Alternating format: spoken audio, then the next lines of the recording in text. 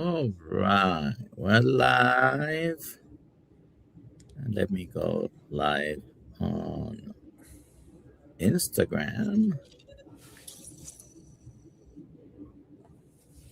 All right, welcome everyone to another episode of the KiltzHealth Livestream with Dr. Nelson. I am Dr. Nelson, and today we're exploring the powerful intersection between metabolic health and the stories we tell ourselves.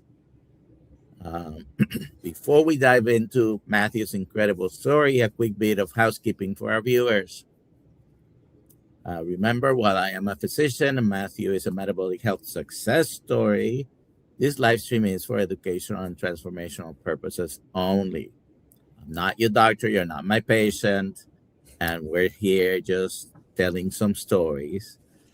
So it doesn't substitute for the advice of your healthcare provider. Always consult your healthcare provider if you want to make any major changes in your diet, in your lifestyle. We have recently gotten hit for something that's lived in a podcast. So, disclaimer up front. Anyway, it's we're not going to get into that. Anyways, if you're watching us live, please put in the comments whether you're carnivore, whether you're keto, whatever you're landing, just put in the comments. Or if you're keto, carnivore, curious, also let me know. Also in the chat, please put your questions that you may have for me or for our guest. And if you put QQQ in front of it, there's a good chance I'll be able to see it. I apologize if I miss your question. You can always put it again, and we'll try to address it as soon as possible. So, joining me today is a man who understands the power of the narrative better than anyone, right? Matthew Burns is a top-tier marketing strategist with the Wizard of Ads, traveling across North America to help businesses 10x their growth. But back in August 2025, Matthew realized his own health needed a radical shift. After struggling with weight, lethargy, and the all too familiar brain fog, our paths crossed in San Diego. And Matt is going to tell us a little bit about that in a moment. So, welcome to the show, Matthew. How are you doing today? Thank you, Dr. Nelson. I'm glad I can be here. I'm doing great. I'm 50 pounds lighter, so I'm doing fantastic. All right. Well, I am so glad to have contributed maybe a grain. And by the way, my contribution was probably because of my story. Oh, right? It was 100% your story. I mean, we don't move people by telling them the facts. It's never been the truth ever once. You and I got talking about why we were both there.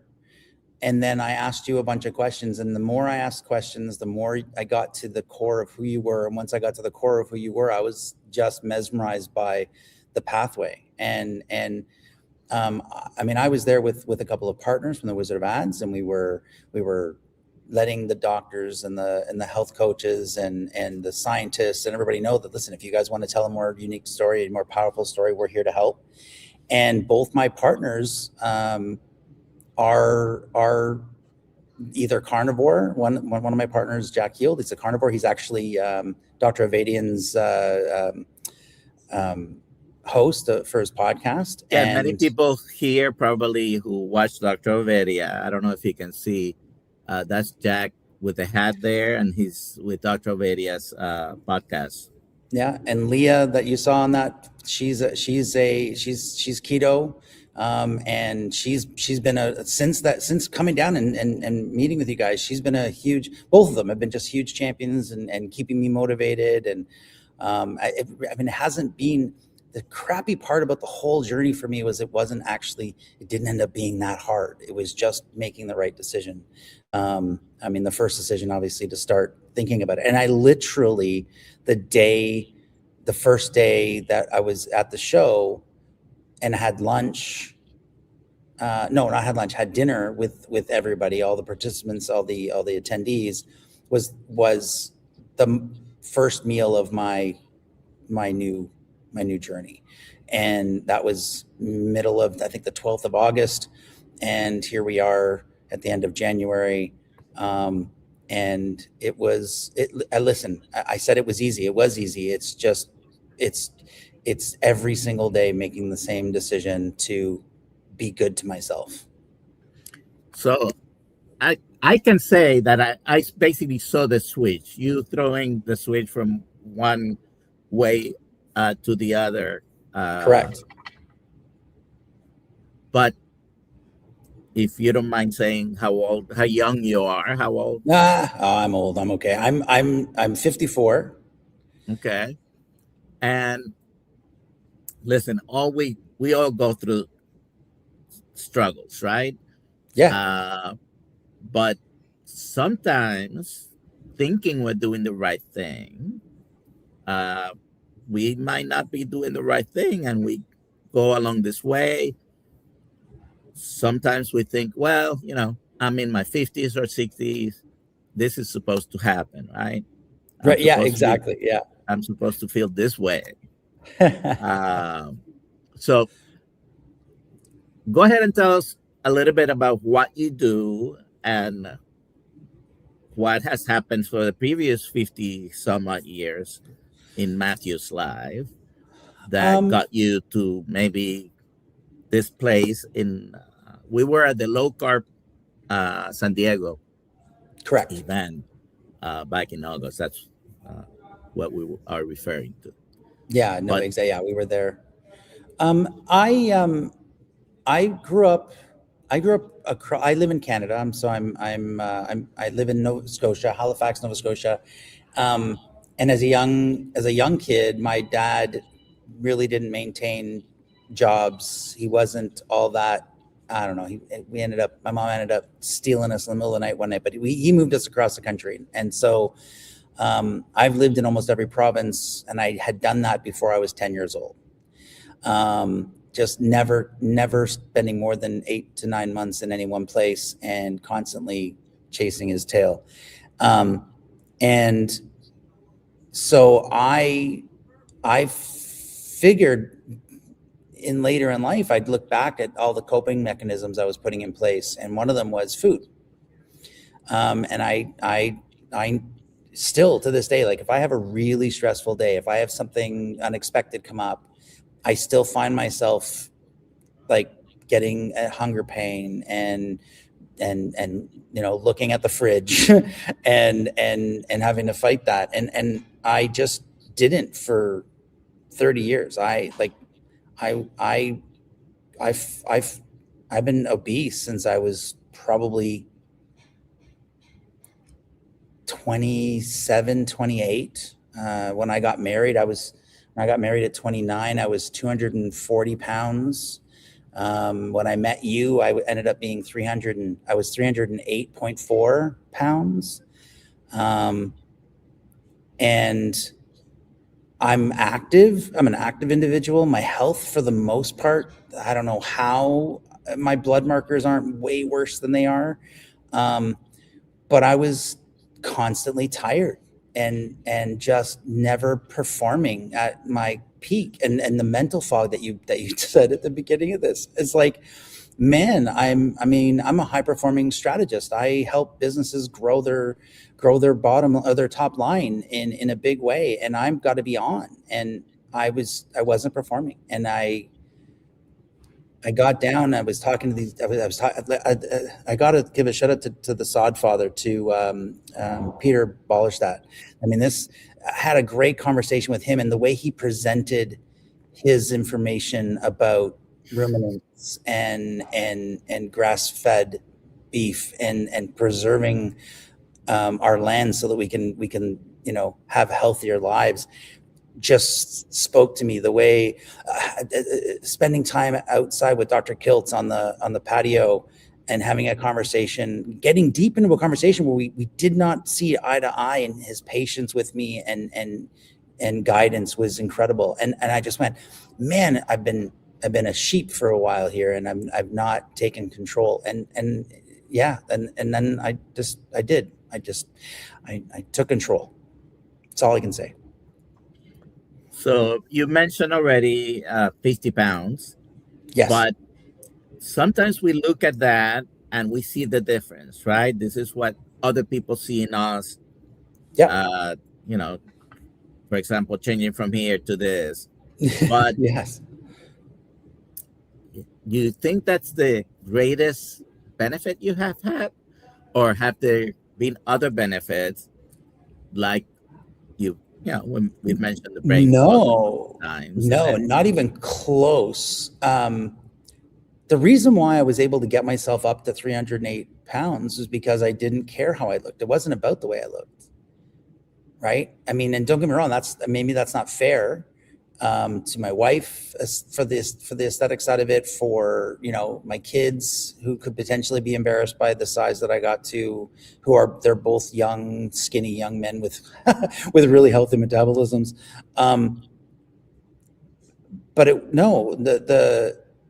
I get up every day as soon as the alarm goes off. I'm more productive in the first 2 hours of my day than I have in years, in decades. I'm probably in the last 6 months since meeting you and starting this journey, I would say that I've probably raised my income by about 40%, because I go to work every day supercharged. It is a completely different mental state. And the external weight loss is one part of the physical being, but what I noticed is every time I got to a plateau, so I would lose. I've been doing really good. I'm on a 20-hour fast every day, and then I only have a 4-hour window that I eat, and then I eat about 75% of what I eat is carnivore. It might even be more on a regular basis, but mostly carnivore, and then I supplement with raw foods, raw green foods, and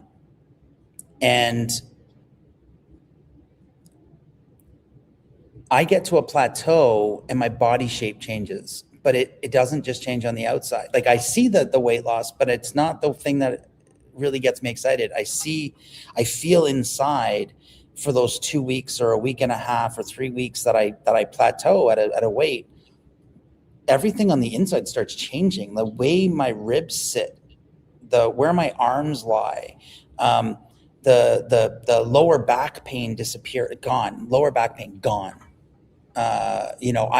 I'm walking my 10,000 steps happily every day without thinking, where before I was like, okay, if I get in a walk, I'll be lucky, because if I started walking, it hurt and I couldn't keep up.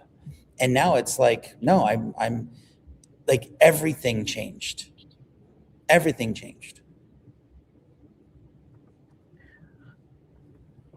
So people look at the difference and they probably ask you, okay, what are you doing? Obviously, whoever has seen you and sees you again, yes, got to notice the difference. But sometimes all these other things that are changing is what makes us feel good. correct. It is the quality of life we're living now. And, I've always struggled with size, but similar to you, I never cared much about, if you look at me and you think I'm, too large or too small, I wasn't gonna get down because of that. But the health improvements is what matters, right? Yes.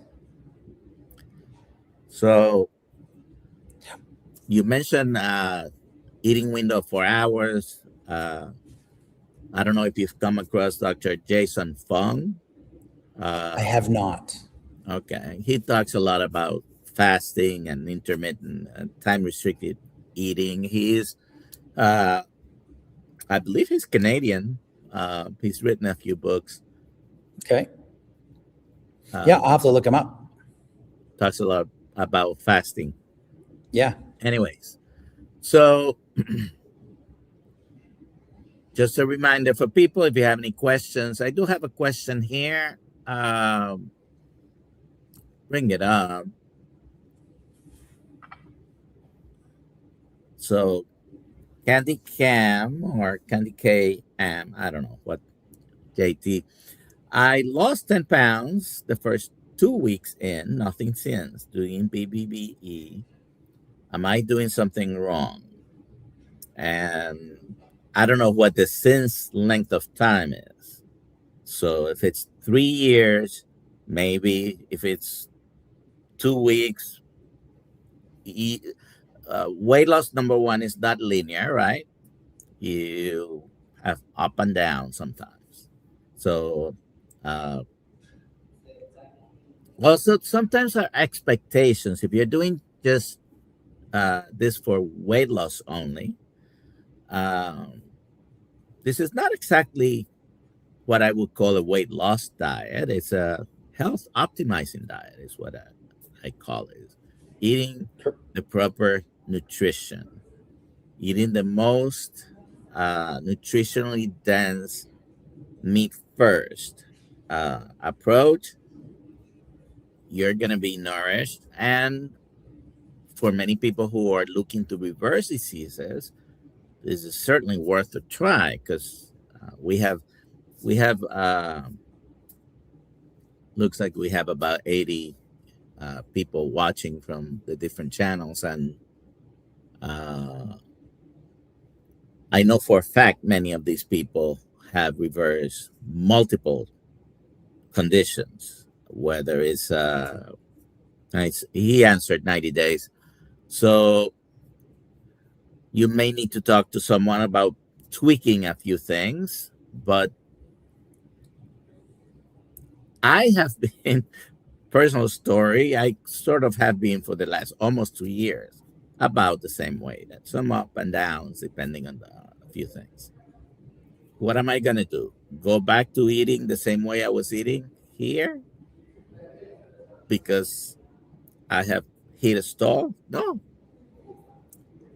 But and Dr. Nelson, the most incredible thing to me that happened, because again, I said I didn't have a lot of health problems to really talk about it. I had some vitamin B deficiencies.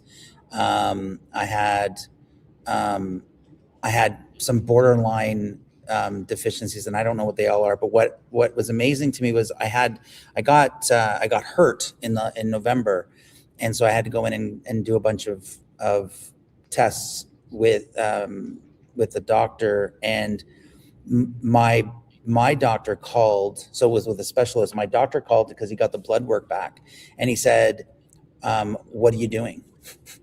He just saw from my blood results. He says, "What are you doing? Everything's different. Everything's changed.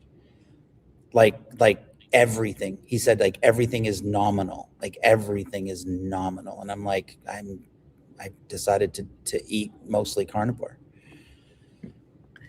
So we talk about your age, not to harp on that. By the way, I'm much older than you. You don't look it. But, well, thank you very much. I'm 65, and in just 19 days, I will be 66. But many men accept weight gain and fatigue as inevitable. Oh, my God. Inevitable. A part of aging, right? So how has your perspective changed regarding getting older? Okay, so this has been probably the biggest mental shift is, we don't do? We don't educate ourselves enough on what our bodies go through when we go through the aging process. And we don't realize what actually affects what in the body, because we're not taught it. It's not, I mean, it's not even something that I mean, you're a doctor, you're a standard medical doctor, GP, from my memory, and you weren't behaving the way you are now because it wasn't standard to teach this. And so when you start educating yourself, you realize a couple of things, and you can correct anything I've got wrong here, because I may be wrong. I am definitely not a professional here, but as an aging man, testosterone's more important than it ever has been. And because without testosterone, you lose your metabolism. And without muscle mass, without being strong, you lose testosterone. And so the more I focus on eating properly and the more energy I have, the more I'm walking, the more I'm going up and down stairs, the more I've just recently started using band resistance, and I'm starting because I needed to get strong slowly so that I could sustain myself. But the stronger I get, even the better this becomes, the easier this becomes. It's not singularly just eat meat. It's do the research, follow the people like Dr. Nelson and Dr. Kiltz, who are talking about all the things that are necessary for us as we get older, not just so that we have good metabolic health, in essence, but to actually be healthy. And it starts with correcting your metabolic health, and then do the other things that are necessary. Remember when we were, way back when, when the saber-tooth tigers were running around and we were hunting with spears, we were constantly moving, constantly growing our muscle tissue and eating. I mean, we were eating meat. We were killing animals and eating meat, and we wouldn't eat every day. And those body types were strong, way stronger than we are now. And the obesity wasn't a thing. So yeah, like, I don't know. I can't look backwards at this. I've learned, you get a peek under the curtain and you're like, what the heck? Once you know, and right. You mentioned a couple of things. So very interesting. When I was younger, I was very active. I like to play basketball, baseball, softball, volleyball. I even have, many of you might not believe it, I have a couple of trophies on my mantle. But as we age and we get busy with work and life, sometimes we abandon that. But was the most important change you made starting exercising or changing your diet? And sometimes 1,000% diet. Yeah. And at some point you felt like, okay, I gotta move more. I gotta do some strength training. But sometimes we look at people who are large and we're thinking, oh, he's not exercising enough. Like that. The most important thing, I'm not putting exercise down, of course, but once you change your diet, you start feeling better. Then you feel like I gotta also exercise, right? Yeah. No, I'm gonna say it. I'm gonna say what I've learned is that food is my weight, exercise is my maintenance, but food is all about my weight. That's what's taking care of shedding me down. I mean, I know it's not the best marker, but I'm 10 BMI points lower than I was, and I'm still obese. Like, it's a big marker. Like, it's a big change just from eating better, just from choosing foods that are whole and natural.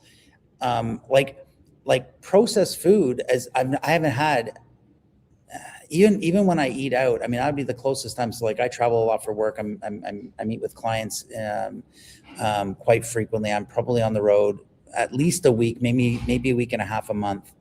And so I'm constantly having to make really, really good choices at restaurants and that sort of thing. Buying food while I'm at an Airbnb instead of going out to a restaurant to eat, and that sort of thing. And I can say with all honesty, I don't eat processed foods. I haven't had sugar at all in any form since the first meal on August 12th. Like that's been the one I've had to been the absolute most strict about, is just sugar specifically. Anything that has a carbohydrate attached to it directly or is mostly carbohydrate. I did cheat with popcorn a couple of times, so maybe I've lied there. Plain popcorn, but like I do, like sugar, sweets, desserts. I don't eat a dessert. Like I don't need it. I thought I needed those things, and I don't need them. There's no energy in them. They suck the life out of me. And sometimes we don't realize that effect until we make the change. Because, and I'm gonna ask you, but I'll confess first. We're like in a 12-step program here.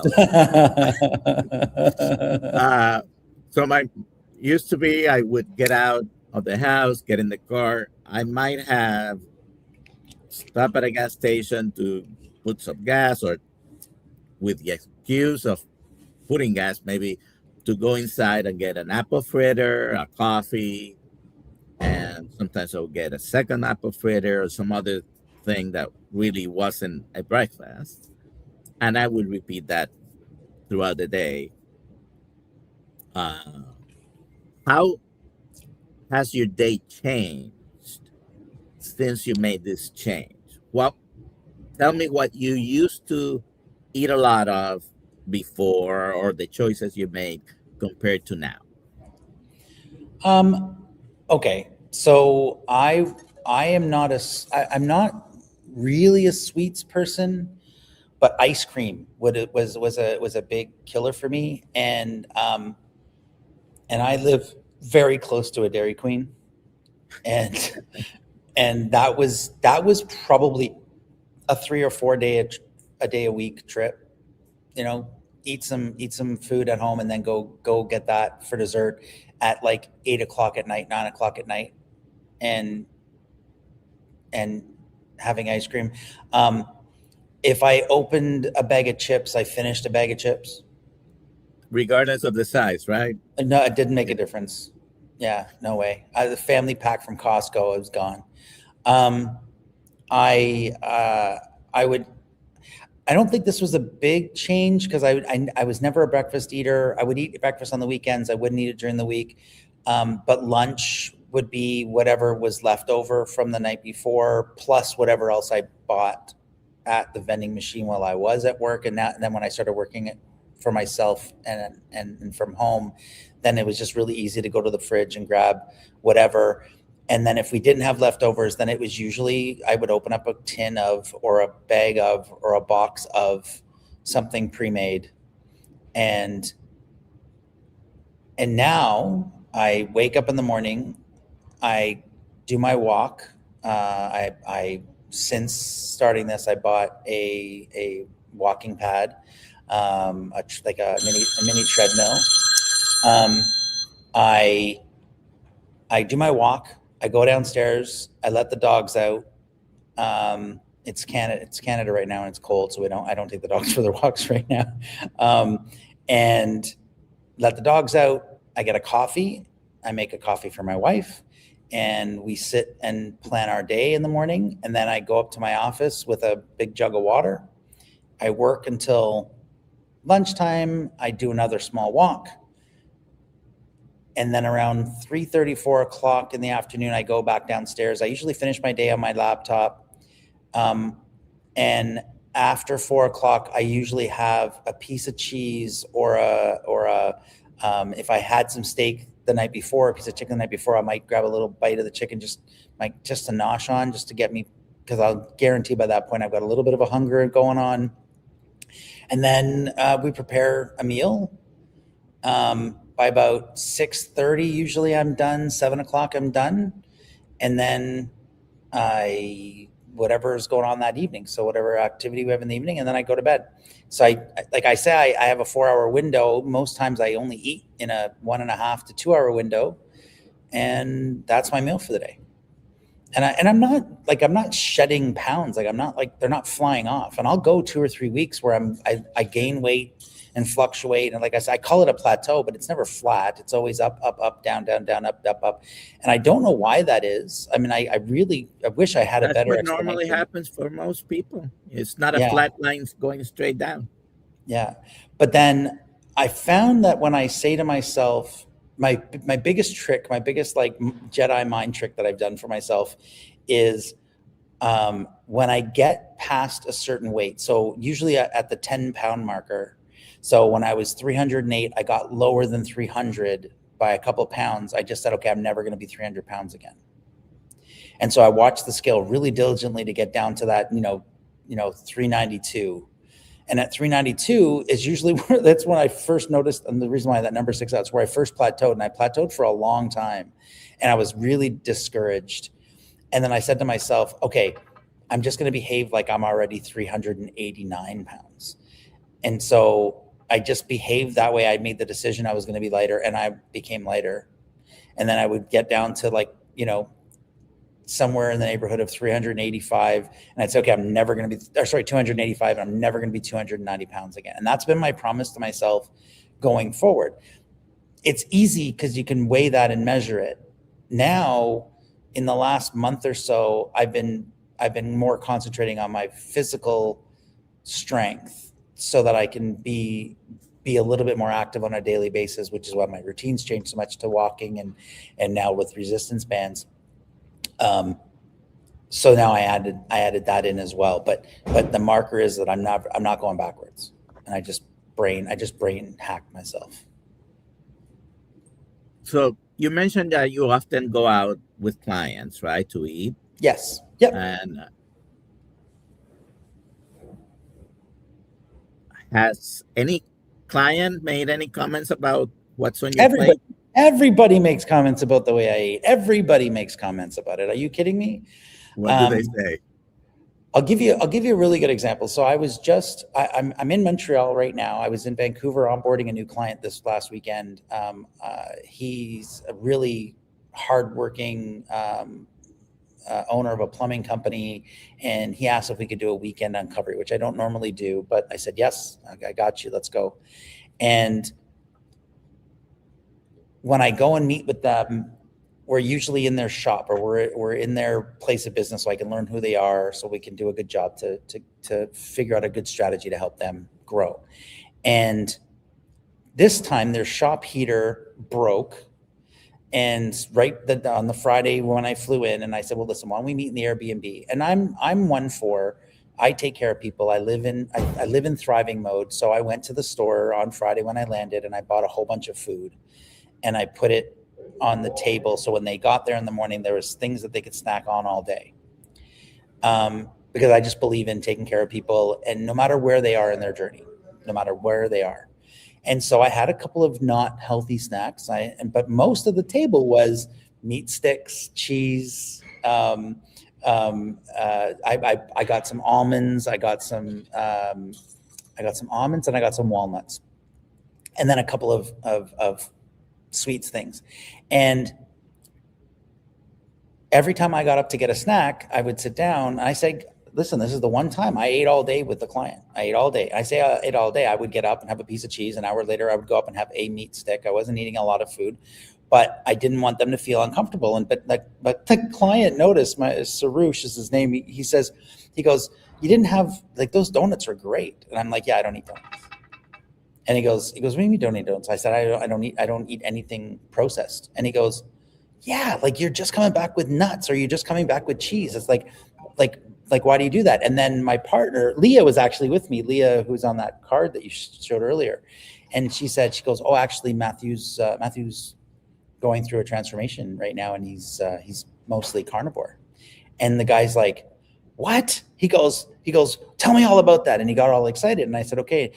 And I was surprised, because besides my wife, who's extremely supportive, and in my transformation, she's lost her own 20 pounds and is loving her life and feeling better and has less brain fog and all of that stuff. And just because she's like, well, if you're not eating, I'm not eating. And if you're going to eat that, I'm going to eat that.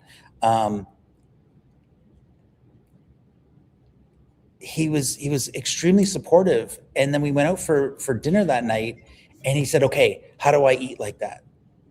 Because I ordered a steak, and I said, I don't need any carbs. I said, you can leave the vegetables. I may or may not eat them. And I didn't order. I said, what do you guys want for apps? I pay when we go out for dinner, and they ordered apps, and I'm not eating the apps. Like, how are you doing this? Like, how can you do this? And I said, it's just a decision. It's just like anything else.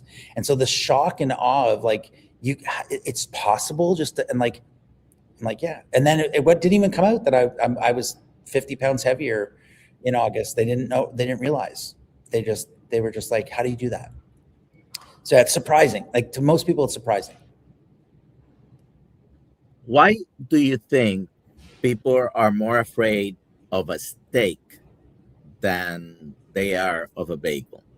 Because we've been told that our entire lives. What are you talking about? The Canadian Food Guide tells us that that we're supposed to have half our plate is grains, that a third of our plate is supposed to be meat, and it just drives me nuts. Like, the food guides are just wrong, right? I mean, we've been indoctrinated to eat this way. People think that if you eat fat, you become fat. Like, it's like word association, which is the most ridiculous thing. Fat is just energy. It's the same thing as sugar, except for it doesn't kill you, and it doesn't take as long to break down. It doesn't burn hot.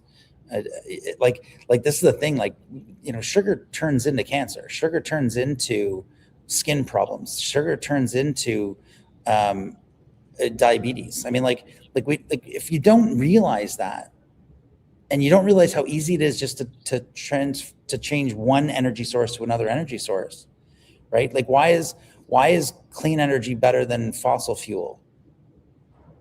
Well, whether you believe it or you don't believe it, it's really easy to go between one energy source to the other. Just do it. I get frustrated now when people are like, oh man, you're gonna die because you eat too much butter. I'm like, what? There's no such thing. Like, that's the way we probably were eating up to about 125 years ago, mostly. Right. Meat and butter and eggs, and in particular, when the food pyramid came out in the 70s, late 70s, we started seeing the effect within years of people eating less fat, less meat, and we have much more diabetes, cancer, heart attacks, and strokes. Okay? Just take a little bit of a history tour and you will realize that. Super active. Like, we were convincing ourselves in the 80s and the 90s that if you were overweight, you needed to be more active. That was what we were told. It was, participation came out. We were told we needed to move more. We needed to do stuff, except for we weren't told that what we actually need to do is put whole foods in our body. Right? We weren't told that our body runs on protein, that our body completely is built on it. And that in protein, we're going to get all the nutrients that we need in those cells, in red meat, in poultry, in fish, that we're getting what we need because the fish is getting what it needs. Our bodies weren't built to process so much. Our bodies are meant to convert what we need into what we need. It's why ruminants are so amazing. That's why cows and four-stomached animals are so amazing, because they actually take the stuff that we can't eat and turn it into the things that we can. Right? Yeah, there is a design here. The ruminant vegan animal. Right. Yeah. I don't eat what my food eats, I guess, is the rule, but I still eat a little bit of it because it tastes good to me. So you mentioned your wife. At least she's eating more meat on her plate, I guess. Correct. How about other members of your immediate or extended family? Have they said anything? Because these are people who at least look at your face and look at you more often, right? And so they have noticed two things. They have noticed the weight change, but also the way you're eating. Correct. So both my adult children live with me still. my oldest son is he's 23, almost 24 years old. He's saving up so that he doesn't want to rent. He wants to, so he's staying at home. My wife will be happy if he was 80 and was living with us. So I guess it makes her happy. And he's shocked. He's actually really fit. He does a lot of meal prep. He eats better. He counts macros. Like he's probably the closest to what I am, but he's not quite there. He loves cheesecake. But he's also young, and he builds muscle. So he's doing a really good job building muscle, and he eats a lot of proteins. He's counting protein macros, which is really good. It'll catch up to him eventually, and he'll convert. My younger son is a chef. So he's actually almost finished culinary school. He spent a year traveling, a summer, 6 months, 7 month stint at a resort. And while he was away is when I made this decision. So he was away last summer, and I made this decision. I started living that way. I told him what I was doing, and then he came home in October, and he went, "Dad, like, what the heck? Like, holy moly!" And I said, "Yeah." And he says, "So tell me again, what are the foods?" He says, "What are you eating?" And I said, the easiest way is if you look up keto, it's keto. It's not really truly keto. It's keto adjacent, and it leans towards carnivore, but I'm eating a lot of meat. And he goes, "Okay." And this kid on his own went into school and found a chef, one of his professors, one of the chef instructors, to help him develop a keto based menu and created from scratch recipes. He completely embraced what I'm doing, and gave me, he creates meals where he makes it for everybody else, and he makes me and my wife a meal, and then he's been trending towards eating the way I'm eating, which has been beautiful. He totally took it as a concern for his dad. He goes, "If you're going to do it, I'm supporting you." And I was like, "Man, I said, you don't need to do any of this." I said, this is my journey. You get to do what you want. I mean, I hope you guys stay safe. My mom has been the biggest one. So my mom is 76 this year, and lives alone. And, it's really hard to cook for one person. And I say that jokingly, because now it's not put a steak on the grill, eat the steak. I mean, like, it's really not that hard to cook for one. But she's always, listen, she raised kids and family, and always cook big meals, and she eats the shittiest food. Pardon me, can I say swear words on this thing? I don't want to. She eats the worst foods for herself, and because she's eating packaged goods now, because it's just easy and simple, and she doesn't have to think too hard. And she told me about 3 weeks ago. So she's heard me, seen me go through this. She lives in Ontario. I live in Nova Scotia, but we talk on a regular basis, and I've gone to see her a bunch of times. And in the last 3 weeks, she told me 3 weeks ago that the previous month, so the month of December, she decided to get rid of all the stuff I told her the last time I was there to get rid of, and to eat natural food. So she will not be carnivore, but she's eating vegetables. But that's a big improvement, definitely. It's massive. And she told me, because she's down 10 pounds. Her blood markers have changed in just 10 pounds. She has a regular visit because she has a blood disorder, and her blood markers have all changed, and she's brighter than she's ever been, and happier. And she thought she was depressed because she was living alone. She started to get a depression, and she said, "I don't feel the same way. And now she feels like she has purpose again. She feels like she's in control of herself." And it's amazing to feel that. Like, the one thing I don't know that anybody, like, if you're on here and you're listening, and any motivation you ever need, the story you tell yourself is the most powerful story. And so when you say, Dr. Nelson, when you said earlier, like, most men, they get in, I don't think it's most men. I think it's most humans. They get to an age when they go, "Hey, listen, this is my fate. I'm here now. And so this is what I'm going to deal with."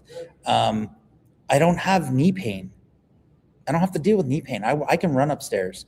I don't have pain in my ankles. I don't go when I get out of bed anymore, or when I stand up from the chair. I told you my lower back pain is gone. My mom is singing now. She's just happy. And it's because she's not burdened by things. She's not burdened by the chemicals. She's not burdened by being, her body, burning sugar and creating carcinogens and hurting her. And she didn't believe me. I mean, it took her a long time to see the results of what I was doing. And she's like, I got to go shopping. I'm like, yeah, you do. Let's go. Let's get a new shirt. Let's get a new pair of pants that fit better. Let's get feel pretty. Do the thing that whatever it is it takes you to feel pretty. Like, it gives your motivation to move forward. And that's huge. But you have to take the action at the beginning. So food companies are not going to be very happy with us here, but if you really cut everything that comes in a box, a bag, or a can, and Correct. you stick with whole foods, that probably will be the most, it'll be a big change in your health, I think. And yes, if you're carnivore, I was very sick, diabetes, a bunch of other stuff. So I have to be more restrictive. But what do you think? Is it restrictive or extreme to eliminate all the things that are not making us be well? I laugh because if something's hurting you, if somebody came up to you and pointed a gun at you or tried to hit you with a stick, would you not defend? Like, would you not protect yourself? Would you not do what it takes to be safe? That's the same as eating whole foods. All you're doing is taking the action necessary to be safe and healthy. So is it restrictive? No, it's freeing, because I don't have a lot of decisions to make as to what I need to eat today. I think the biggest myth is everybody thinks that you're not allowed to have flavor anymore, or you're not allowed, you're restricted to, no, listen, reach out to me at some point and I'll make sure to throw you 2 or 3 good recipes that my son has created that are completely keto, and using only whole foods that he's made so that we can make in the house. They don't have to be in a chef's kitchen to make. It's freeing. It's not restrictive. You haven't gone to the very edge of anything. You're actually doing what's supposed to be done. All right. I've been looking forward to that keto carnivore book he's going to write with your help. I know, right? Exactly. Oh my gosh. The stories that go with the recipes, right? That's what it's going to be. Yeah. Yeah. So how has hunger changed for you? Ooh, that's interesting. Full disclosure, I am hungry all the time, but it's completely different now. The strangest thing about doing what I'm doing now is that I actually can. I didn't. People say this, and you'll hear this on other podcasts, or you'll hear this people talk about listen to your hunger signals and know what they mean. And if I had started this going, okay, I'm going to listen to my hunger signals, I would never have started, because I'm like, yeah, I'm listening to them, I'm hungry, and I go eat. It's not the way this works. Now, my stomach is always talking to me. And I'm using the word that I always feel hungry. I'm not always hungry. I'm always noticing what my stomach is doing or thinking or saying. What has completely gone away, which until right now, I didn't really think of it because I was thinking about my hunger signals, is I don't have acid reflux. I don't know if everybody on it. I don't verp. I don't have little bits of food from my stomach or acid that's bubbling up because there's so much going on down there. I don't have that coming up. I think the biggest thing that I know before. Oh God, yeah. Oh yeah. Oh yeah, like really badly. I was never on medicine. It wasn't that bad, but I was constantly retasting. I don't know. It's disgusting, but my stomach was always full. Like I always had food in it. I didn't go, like once I started eating, I ate till I went to bed. And I thought for sure I was going to starve to death when I started this pathway. And now I just noticed that my stomach is there. And I just drink some more water. Like I fill it up with water. It goes, oh yeah, I'm not hungry. I'm bored, or I'm anything. Like there's so many reasons why you feel hungry, and it's not usually very often it's you're bored, you don't have anything else to do, let me put something in my mouth.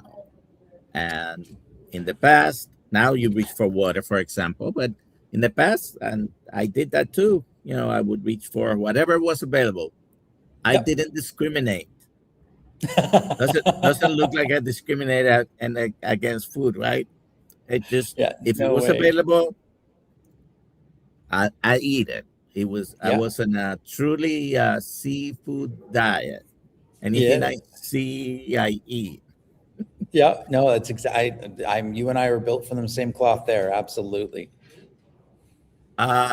So, as a marketing strategist, yes, why do you think the low-fat, plant-based narrative has been so successful despite the declining public health when this has been pushed for the past 50, 16 years?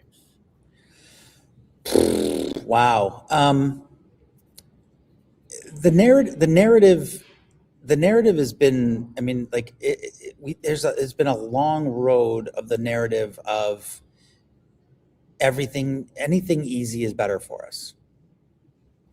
Right? Like, I mean, like being able to reach into the cupboard, grab a box of crackers, eat some crackers to fulfill your satiety. It's so easy to do, right? Like cooking. Nobody's going to cook a steak in a microwave. That's just the dumbest thing you're ever going to do. But it's the easiest thing to do, right? You can just throw it in there. It'll cook. It'll brown. It'll get there. But nobody does that for flavor or for the joy of cooking. Just because it's easy doesn't mean it's right. But we've been sold that if you can grab it quickly and go, I mean, like protein bars, like it's one of those things where like even protein bars, oh yeah, no, protein's good for you, but so grab it in a protein bar, but except for it's not, there's so much processed stuff to keep it shelf stable. Plus they add sugar, plus it's not just a protein bar. If you want a protein bar, eat protein, right? But it's that easy grab and go, make it shelf stable. And we've been just declining in the amount, just drowning in the amount of things that are easy for us to eat. And I also think that because we've made it so accessible and inexpensive to eat that way, that it's harmed us. And so the messaging has always been, it's all about ease. And which is why, like, it's funny because you said something about like, is it extreme to eat carnivore, or is it the appropriate thing to do? And it's the story that you tell, and this is why I said earlier, it's the story that you tell yourself. If I've got 2 kids, a husband, right, or a wife, and I'm running between work and soccer games, and I've got this and this and this to do, and the mortgage is like, when you look at all the ads that talk about your life is so stressful, make it easier by having Ritz crackers, right? If your life is so stressful, here's the microwave meal that's going to make your life better, right? Because it saves time. They don't talk about, here's the thing that's going to save your life. Here's the thing that's going to, knock back diabetes. Here's the thing that's going to, and it's so simple as just eating protein. It's so simple as just don't eat something processed. It's so simple as to don't eat refined sugar. Not all sugar is bad for you. Throw some berries into your body every once in a while. Like eat a whole food. If you can pluck it and eat it, if you can pull it out of the ground and you can eat it, if you can, and unfortunately, if it's an animal that is edible, then eat it. Eat it. It's how we sustain ourselves. It's how we give our body the things that it actually needs to repair and grow and be better. And that's a really simple story. And the problem is that most people don't believe in simple stories. It's probably why your life journey was what convinced me, not all the speakers that were at the low carb USA, because your story was the one that was like, man, like, you have a life, you've experienced, you've struggled, you've grown, you've fallen, and now you triumph and you've got purpose. And it's that motivated me to want to go further. You know, listening to Dr. Kiltz and his true belief, his passionate true belief, and his acceptance of people who are not exactly like him. Don't tell me I have to be one way, right? He never did that. We didn't see eye to eye, and yet he was like, man, I really appreciate this conversation. This was amazing. I'm so glad we met. You know, so no, I think that the narrative that we've been fed of, if it's easier, it's better, is what's driven us so far down. And I think the narrative to make the change is really easy, because I think if we simplify the message and we tell our human stories, we will win. So we're coming to an end shortly, but I'm going to put you on the spot. Uh-oh. So we're starting a marketing campaign. Okay. You're branding the keto and carnivore lifestyle for our audiences.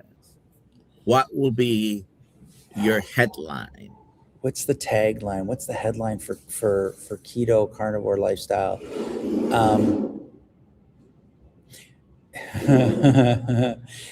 I think I'd have to do a little bit of thought here, but I think it's really simple. I'm a coach. I coach baseball. I've been coaching baseball since I was a young man. My grandfather played for the Cincinnati Reds. He taught me baseball. And I tell kids success is a choice. And it doesn't matter what you want to do. If you eat properly, you've eliminated all the obstacles to make the right choice to be successful, and no matter what success means to you. You've eliminated an obstacle of that debilitates you to be able to be successful. So I think that all we need to do is focus on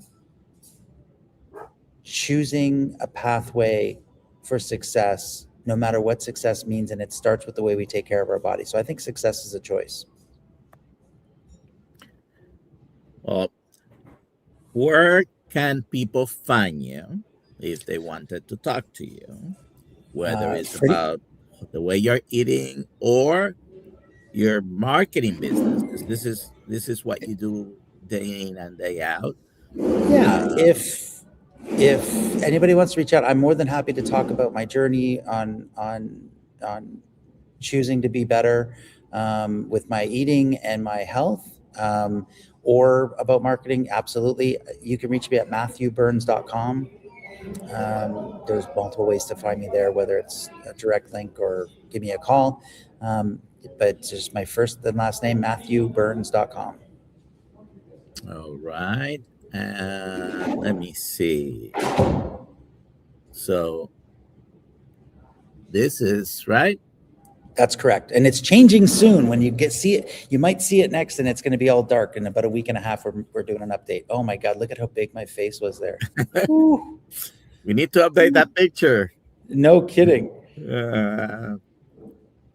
So yeah, that's correct. That's me. All right. Well, thank you for being here with us. MatthewBurns.com, that is his name.